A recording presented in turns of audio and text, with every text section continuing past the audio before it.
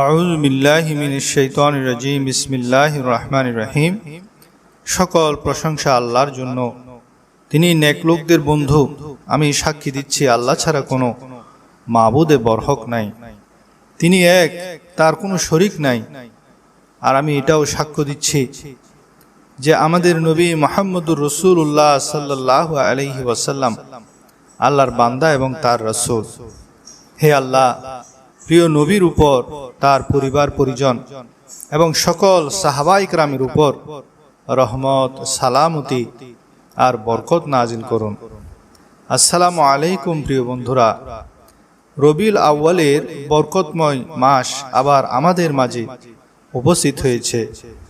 প্রিয় বন্ধুরা, আজকের ভিডিওতে কোরআনের একটি আয়াতের ওজিফা বলবো, যে ওজিফার ফলে আপনার কোনো অভাব ও পূরণ থাকবে না। আর দ্বিতীয়ত একটি দোয়া শেয়ার করব, যেই দোয়াটি বিখ্যাত মুহাদ্দিস শেখ আব্দুল হক মুহাদ্দিস দেহলভী রহমতুল্লাহ আলাইহি করেছেন এবং এই দোয়া ও ওজিফাটি দুনিয়ার সবচেয়ে বরকতময় দোয়া বলে তিনি ঘোষণা দিয়েছেন। এ মাসে ওজিফাগুলি খুবই কার্যকর। তারপর এ মাসের তৃতীয় আমলটি কি, তা কিভাবে করবেন, সে আমলের ফজিলত কি, কিভাবে আমলটি করলে আপনি সারা বছর নিরাপদ থাকতে পারবেন, কিভাবে আপনার সকল আশা পূরণ হবে এবং দ্রুত সুসংবাদ সমূহ লাভ করবেন, তা বিস্তারিত আলোচনা করব। এবং মদিনা শরীফের কোন আলেম তৃতীয় ওজিফাটির ব্যাপারে প্রশংসা করেছেন তাও জানতে পারবেন। আশা করি আজকের এই তিনটি ওজিফা আমল আপনাদের অনেক কাজে আসবে। প্রথম ওজিফাটি 70 বার করলে কোনো অভাব ও পূরণ থাকবে না। ইমাম ইবনে আবিদ দুনিয়া, ইমাম বাইহাকি, ইমাম ফুদাইক থেকে বর্ণনা করেন। তিনি বলেন, আমি যাদেরকে পেয়েছি তাদের কাউকে আমি বলতে শুনেছি, আমাদের কাছে এমন বর্ণনা পৌঁছেছে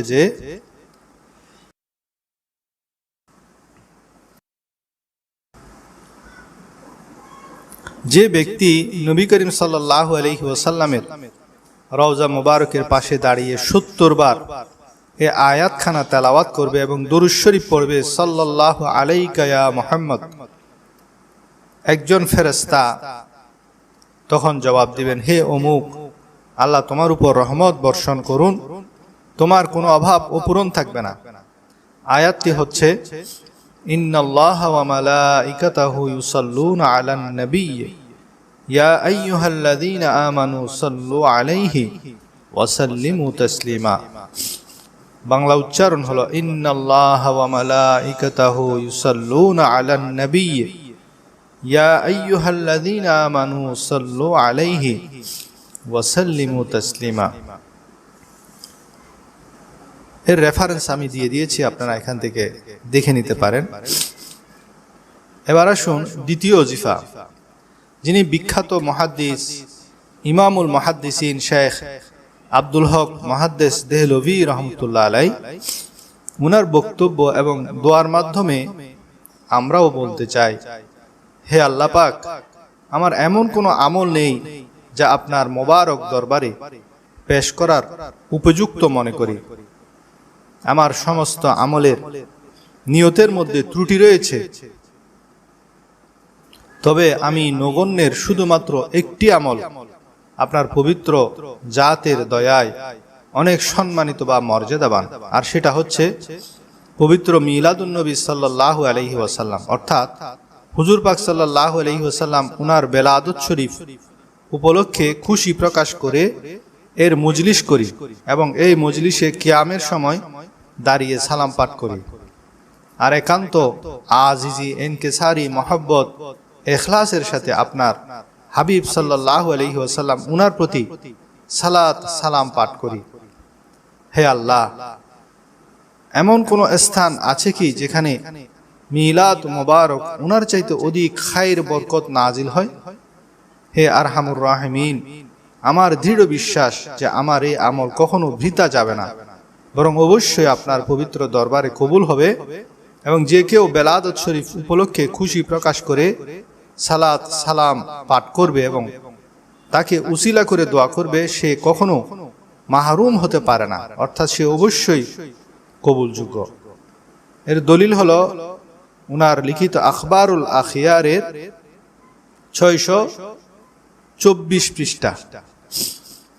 এবার আসুন রবিউল আউয়াল মাসের তৃতীয় আমল।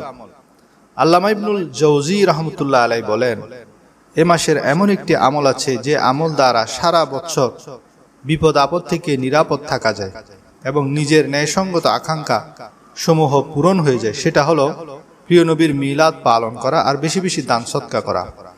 ইমাম কস্তুলানী রাহমাতুল্লাহ আলাইহি বলেন, রবিউল আউয়াল যেহেতু হুজুর সাল্লাল্লাহু আলাইহি ওয়াসাল্লামের বেলাদতের মাস, সেহেতু এই মাসে তামাম মুসলমান সবসময় এই আমলসমূহ করে আসছে।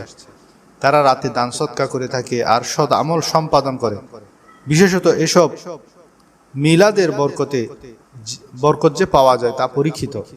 এই আমলের জন্য ওই বছর নিরাপদে অতিবাহিত হবে আর স্বীয় উদ্দেশ্য ও হাজত পূর্ণ হওয়ার দ্রুত সুসংবাদ লাভ করবে। হযরত শাহ ওলিউল্লাহ মুহাদ্দিস দেহলভী রাহমাতুল্লাহ আলাইহি বলেন, আমার পিতা, মহতারাম পিতা বলেন, আমি রাসূলুল্লাহ সাল্লাল্লাহু আলাইহি ওয়াসাল্লামের বেলাদত দিবস সমূহে 12 রবিউল আউয়াল তার প্রতি আন্তরিক সম্মান ভালোবাসা প্রদর্শনার্থে খাবারের ব্যবস্থা করতাম। এক বছর এমন হলো যে এই অনুষ্ঠানের জন্য একমাত্র ছোলা ভাজা ব্যতীত অন্য কিছুরই ব্যবস্থা করতে পারলাম না। মিলাদুন্নবী উপলক্ষে লোকদের মধ্যে সামান্য ছোলা বিতরণ করে দিলাম। পরে যখন রাসূলুল্লাহ সাল্লাল্লাহু আলাইহি ওয়াসাল্লামকে রাতে স্বপ্নে দেখতে পেলাম যে ওই ছোলা ভাজা তার সম্মুখে রক্ষিত, তিনি সেগুলা দেখে মুস্কি মুস্কি হাসছেন। সুবহানাল্লাহ। হযরত শাহ আব্দুল হক মুহাদ্দিস দেহলভী রাহমাতুল্লাহ আলাইহি, যিনি মদিনা শরীফের ইলমের চর্চা করেছেন, যিনি প্রতিদিন হুজুর পাক সাল্লাল্লাহু আলাইহি ওয়াসাল্লাম উনার জিয়ারত লাভ করতেন, উনার রচিত মা সাবাতা বিসুন্নাহ নামক কিতাবে 78 পৃষ্ঠাতে উল্লেখ আছে যে রাত্রে নবী করিম সাল্লাল্লাহু আলাইহি ওয়াসাল্লাম শুভাগমন করেছেন, সে রাত্রি নিঃসন্দেহে শবে কদরের রাত থেকেও শ্রেষ্ঠ। কেননা মহান আল্লাহ তার প্রিয় হাবিব রহমতুল লিল আলামিনকে সে রাতে প্রেরণ করেছেন। অতএব প্রিয় বন্ধুরা, রবিউল আউয়াল মাসে বিশেষ করে আগামী 8ই অক্টোবর দিবাগত রাত অর্থাৎ শনিবার দিনগত রাতে বা 9ই অক্টোবর রবিবার দিনে প্রিয় নবীর শুভাগমন উপলক্ষে দান সদকা করা, দরুদ শরীফ পাঠ করা, মানুষকে খাওয়ানো, রোজা রাখা, এসব খুবই ভালো কাজ, বরকতময় কাজ। যে কাজ আপনি বড় আকারেও করতে পারেন কিংবা সামর্থ্য না থাকলে নিজের সামর্থ্য মোতাবেক সংক্ষিপ্ত পরিসরেও করতে পারেন। তাহলে আপনার সারা বছর বরকতের সাথে কাটবে, বিপদ আপদ দূর হয়ে যাবে, সকল জায়েজ হাজত পূরণ হবে, সুসংবাদ পাবেন ইনশাআল্লাহ। আল্লামা জালালউদ্দিন সুয়ুতি রহমতুল্লাহ আলাইহি, যিনি 2 লক্ষ হাদিসের হাফেজ ছিলেন, যিনি 70 বার আল্লাহর প্রিয় হাবিবকে জাগ্রত অবস্থায় দেখেছেন, সে মহান মনীষীর কিতাব আত-তাযকিরাতে উল্লেখিত একটি ঘটনা দিয়ে আজকে রজিফাটির অবতারণা করতে চাই। আল্লামা জালালউদ্দিন সুয়ুতি রহমতুল্লাহ আলাইহি একটি হাদিস লিখেছেন, তা হলো হযরত আব্দুল্লাহ ইবনে ওমর রাদিয়াল্লাহু তাআলা আনহু থেকে বর্ণিত, কিয়ামত দিবসে যখন মানুষের আমলনামা পাল্লায় মাপা হবে, ঠিক ওই সময় হযরত আদম আলাইহিস সালাতু ওয়াস সালাম সবুজ কাপড় পরিহিত অবস্থায় আল্লাহ তাআলার আরশের নিচে অবস্থান করবেন এবং তিনি সেখান থেকে লক্ষ্য করবেন তার সন্তানগণের মধ্যে কারা জান্নাতি হচ্ছেন আর কারা জাহান্নামী হচ্ছেন। এমত অবস্থায় তিনি দেখবেন একজন উম্মতে মুহাম্মদী সাল্লাল্লাহু আলাইহি ওয়াসাল্লামকে জাহান্নামের ফেরেশতারা জাহান্নামের দিকে নিয়ে যাচ্ছে। সেই সময় তিনি আমাদের প্রিয় নবী সাল্লাল্লাহু আলাইহি ওয়াসাল্লামকে ডেকে উঠবেন, হে আহমদ, হে আহমদ, হে আহমদ। রাসূল সাল্লাল্লাহু আলাইহি ওয়াসাল্লাম জবাবে বলবেন, লাব্বাইক ইয়া আবুল বশর। তিনি বলবেন, আমি এইমাত্র দেখলাম তোমার একজন উম্মতকে জাহান্নামের ফেরেশতাগণ জাহান্নামের দিকে নিয়ে যাচ্ছে। অতঃপর রাসূল সাল্লাল্লাহু আলাইহি ওয়াসাল্লাম সেই ফেরেশতাদের নিকট গমন করবেন এবং আরশের দিকে লক্ষ্য করে তার পবিত্র বাম হাত মোবারক দাড়ি মোবারকের উপর রেখে আল্লাহ তাআলার কে ডেকে বলবেন, হে আল্লাহ, আপনি তো আমার সঙ্গে ওয়াদা করেছিলেন আমার উম্মতের বিষয়ে আমাকে লজ্জিত করবেন না। সঙ্গে সঙ্গে আল্লাহ তাআলা ফেরেশতাগণকে বলবেন, তোমরা মুহাম্মদ সাল্লাল্লাহু আলাইহি ওয়াসাল্লামের অনুগত হও। মিজানের পাল্লা পুনরায় পরিমাপ করতে বলবেন। দ্বিতীয়বার পরিমাপ শেষে যখন গুনাহের পাল্লা ভারী হয়ে যাবে, ঠিক তখনই রাসূলুল্লাহ সাল্লাল্লাহু আলাইহি ওয়াসাল্লাম তার আপন জুব্বা মুবারক থেকে এক টুকরা সাদা কাগজ বের করে মিজানের পাল্লায় দেওয়া হবে, আর তাতেই সঙ্গে সঙ্গে নেকের পাল্লা ভারী হয়ে যাবে। সুবহানাল্লাহ। মুহূর্তের মধ্যে জাহান্নামী ব্যক্তিটি জান্নাতি হয়ে যাবে। জান্নাতের ফেরেশতাগণ যখন তাকে জান্নাতে নিয়ে যেতে লাগবে, সে তাদেরকে বলবে, একটু দাঁড়াও, আমি এই মহান দরদী ব্যক্তির পরিচয় সম্পর্কে জানতে চাই। তখন ওই ব্যক্তি রাসূলুল্লাহ সাল্লাল্লাহু আলাইহি ওয়াসাল্লামের সামনে দাঁড়িয়ে বলবেন, আপনি কে হে দরদী? জবাবে রাসূলুল্লাহ সাল্লাল্লাহু আলাইহি ওয়াসাল্লাম বলবেন, আমি তোমার নবী, তুমি আমার উম্মত, আর সাদা কাগজের টুকরোটি হলো সেই দুরূদ শরীফ যা তুমি আমার উপর একবার পড়েছিলে। আমি তার সংরক্ষণ করেছিলাম যাতে প্রয়োজনের সময় তোমার কাজে আসে এবং মুক্তির উপায় হয়। একদিন নবী আলাইহিস সালাতু ওয়াসসালাম এর সাথে সিদ্দিকা আকবর রাদিয়াল্লাহু তাআলা আনহু বসেছিলেন। এমন সময় একজন যুবক আসলো। নবী আলাইহিস সালাম তাকে নিজের ও সিদ্দিকা আকবরের মাঝে বসালেন। তারপর নবীজি আবু বকরকে বললেন, হে আবু বকর, এই যুবককে তোমার ও আমার মাঝে বসানোর কারণে তুমি নিশ্চয়ই অবাক হয়েছ। তখন আবু বকর বললেন, ইয়া রাসূলুল্লাহ, সত্যি আমি অবাক হয়েছি। তখন নবীজি ফরমালেন, এই যুবকটি আমার উপর এমন একটি দরুদ শরীফ পাঠ করে যে দরুদ শরীফ আমার উম্মতের মধ্যে আর কেহ পড়ে না, সেজন্য আমি তাকে আমার নিকটে বসিয়েছি। আর সেই দরুদটি হলো, আল্লাহুম্মা সাল্লি আলা মুহাম্মাদিন আদাদা মান সাল্লা আলাইহি ওয়া সাল্লি আলা মুহাম্মাদিন আদাদা মান লাম ইউসাল্লি আলাইহি ওয়া সাল্লি আলা মুহাম্মাদিন কামা আমারতা বিস সালাতি আলাইহি ওয়া সাল্লি আলা মুহাম্মাদিন কামা তুহিব্বু আন ইউসাল্লা আলাইহি ওয়া সাল্লি আলা মুহাম্মাদিন কামা ইয়ানবাগি আন ইউসাল্লা আলাইহি। আল্লাহ তাআলা আমাদেরকে বেশি বেশি দরুদ শরীফ পাঠ করার তৌফিক দান করুন, আমিন। তিরমিজি শরীফের 2457 নং হাদিস, উবাই রাদিয়াল্লাহু বলেন, আমি বললাম, হে আল্লাহর রাসূল সাল্লাল্লাহু আলাইহি ওয়াসাল্লাম, আমি তো খুব অধিক হারে আপনার প্রতি দরুদ পাঠ করি। আপনার প্রতি দরুদ পাঠের জন্য আমি আমার সময়ের কতটুকু খরচ করব? তিনি বললেন, তুমি যতক্ষণ ইচ্ছা করো। আমি বললাম, 1/4 সময়? তিনি বললেন, তুমি যতটুকু ইচ্ছা করো, তবে এর চেয়ে অধিক পরিমাণে পাঠ করতে পারলে এতে তোমারই মঙ্গল হবে। আমি বললাম, তাহলে আমি কি অর্ধেক সময় দরুদ পাঠ করব? তিনি বললেন, তুমি যতক্ষণ চাও, যদি এর চেয়েও বাড়াতে পারো সেটা তোমার জন্যই কল্যাণকর। আমি বললাম, তাহলে 2/3 সময় দরুদ পাঠ করব? তিনি বললেন, তুমি যতক্ষণ ইচ্ছা করো, তবে এর চেয়েও বাড়াতে পারলে তোমারই ভালো। আমি বললাম, তাহলে আমার পুরো সময়টাই আপনার উপর দরুদ পড়ে আমি কাটিয়ে দিব। সুবহানাল্লাহ। ক্বালা, আমার নবীজি বললেন, ইজান তুকফা হাম্মাকা ওয়া ইউগফারু লাকা যামবুক। অর্থাৎ নবীজি বললেন, তাহলে তোমার চিন্তা, তোমার দুশ্চিন্তা, তোমার কষ্টের জন্য এই দরুদ শরীফই যথেষ্ট হবে এবং তোমার পাপসমূহ ক্ষমা করা হবে।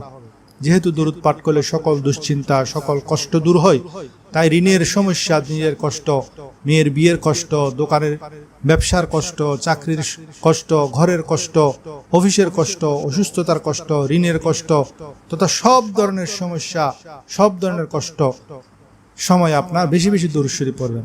হাঁটতে, বসতে, চলতে, ফিরতে দরুদ পড়বেন। ইনশাআল্লাহ সকল দুশ্চিন্তা, সকল কষ্ট, সকল সমস্যা আল্লাহ সমাধান করে দিবেন।